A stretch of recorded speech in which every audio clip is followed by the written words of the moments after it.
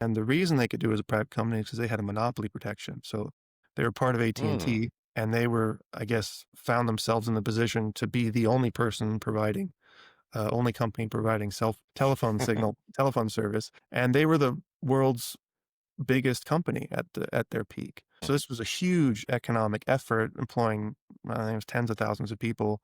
And so then they had this Bell Labs, which was totally insulated because they had guaranteed funding as a monopoly. Everyone's using the telephone system. They had 30-year time horizons. So no one was going to come in and say, "Oh, you've been working on that for 4 years? Stop it. I don't understand it, but Yeah. stop it and do something else." The actual experts in the system and technology could decide which directions were most fruitful.